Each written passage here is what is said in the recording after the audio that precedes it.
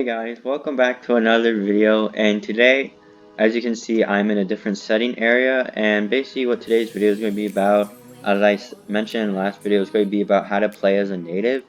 Now, not many people play as a native. A lot of them either play as colonists or HBC, so that's why I kind of want to go over this topic, because I feel like it's a very interesting and broad topic that needs some discussing to go over, so that's why I'm going to do it. But other than that, if you guys enjoy, as always, make sure you leave a like and subscribe, and yeah. Hop into it. So the first thing is let's talk about the spawns. You're probably spawning at the home of spirits, which is the native camp. It's literally right if you just go straight through here next to Bow River. It's literally right in the back of St. Paul and next to HBC Fort, not right next, but a little bit ways away. And you will spawn in the home of spirits, and you will have a much different area. And now let's talk about the NPC. So this is your bank. As for now, I'm not sure if you can increase your bank space. It's capped at 100, I think. But this is your bank space. You can store stuff, and you can you also have your tanning rack. And now the natives, the leatherworking items are much different than the much different than the colonies. So you craft these packs. Many people call them poop sacks. But yeah, that's what they look like, kind of. So. And then you have all your different the winter vests and stuff. You can craft hats. These are the hats some people like to use. Another one I think people like to use is called the you can also craft it here, but yeah, so you have a lot of different hats you can craft and clothing. And also if you look at your crafting menu, you can also craft you can craft weapons instead of, as a colonist, going to St. Paul, so you can just use like a stone rock or something to craft it. Travel spears, tomahawks, bows, clubs, short bows, hatchets, longbows, arrows, and also you have different hats and necklaces you can craft out of different teeth. So you have stuff like the feather headband, headdress, sun headdress, and your regular items. But the NPCs are pretty basic. You have your bank. These are just interactable, so you can just talk to them. And now the interesting thing actually up here I want to show you guys is the insurance system. So as a colonist, you know you have to pay like £100 a day for like to insure a Jaeger, and you can only insure one weapon at a time. If you come over here to the totem over here and you press E on it, and you can insure. I've actually discovered this. You can insure a weapon and a tool. So, and these are insured for 7 days without charge. So as you can see, protected by spirits for 5 more days. And you can insure your tool, so 6 more days. So this is good, especially if you're hunting and stuff. You don't want to lose your tools and stuff if you get killed.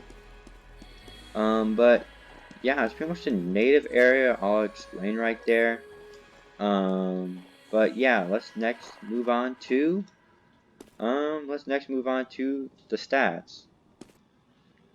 Alright, so now the stats we're going to talk about is the stamina, the health, the warmth, and all that. So basically your native stamina is like 50% more than like that of a colonist. So if you have a melee weapon such as, let's say a tribal axe like this, it will take a couple of swings to get out. As you can see, I can easily do 3 swings instead of 2 as a colonist with a boarding axe. You can regain stamina not quicker, but you can charge it up more. So you have all that, and you have a lot more string around your area to farm. And as you can see, another cool feature is that if you hop into water, as you can see, your warmth goes down. But if you are on a colonist, once you hop out, it takes a little while for it to go back. But as a native, it just bounces right back. Yeah, 75. But like, let's say if you were just swimming along, it usually just hops right back because first I think it's only a native trait. Yeah, it just hops right back like that. But for a colonist, it would usually take a little bit to do so. But yeah, it's pretty much the stats covered. You have a lot more stamina and stuff. And also, once you're looting colonists, you don't get a bounty if you loot them, so you can loot them all you want. That's why you see a lot of natives camping the JB exit or something, because they can't get bounties unlike colonists. So that's why they camp them a lot. But yeah, it's pretty much that. And now let me just cut to me going to St. Paul and showing you all the NPC interactions. Could be something that becomes a thing, maybe just for tonight, then I'll be over you. But when you got close to me, close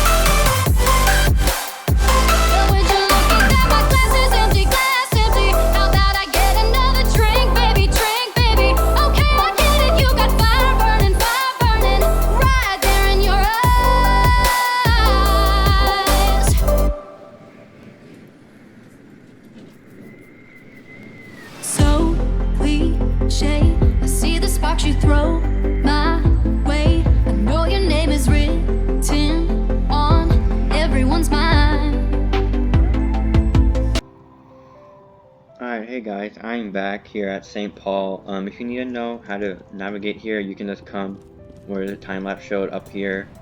I don't know if you guys noticed, but in my bottom right hand corner, as a colonist, you would usually lose warmth in a blizzard like this, but as a native, you don't lose that much warmth at all, only like a tiny bit. So that's why that's why natives can survive in blizzards longer and stuff like that.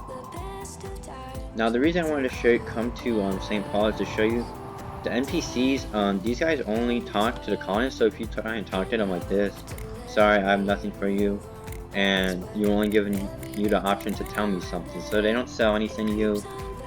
You can't earn pounds from them on contracts. The only way you can earn pounds probably would be through the den contracts, and that's because the den, the criminal warehouse, they don't really give barriers to the natives, so that's why you see a lot of natives with the simple eye patches and stuff like that, because they can actually grind those and get the simple eye patches like a colonist would.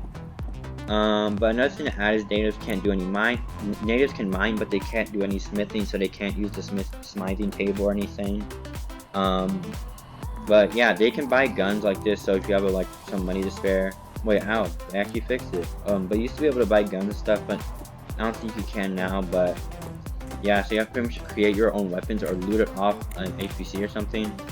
So I can't help you. As you can see, all these, this is the same thing for JB as well. But for the criminal warehouse, anyone will sell you it no matter what, so you can just use that to get some pounds if you really need it. But yeah, that's pretty much that topic. So I want to get that over with. So you can't smith, you can't smelt your ores. Next on, let me just move on to hunting and show you guys that. So let's do that. Alright, hey guys, I'm back here at Forester's Grove, and another topic I want to go over is tree cutting and hunting. Now these basically are pretty self-explanatory. Hunting, you hunt animals to get the pelts, you skin them to get the pelts. Wood cutting, you chop down the trees to get the logs. Now, however, there is a hunch. Now, since natives don't have professions, this means they can chop anything in the game and hunt anything in the game, but there is a cooldown. Now, what this will basically say is once you chop down a tree numbers of times enough, it will basically say the spirits forbid you from tormenting this tree, from tormenting any more amaranth trees, mahogany trees on this day. Now the same applies for hunting. The spirits forbid you from hunting or tormenting any more bears this day. Same thing, so you basically just want to watch out for that cooldown. See this, the spirits forbid you from tormenting any more amaranth tree on this day.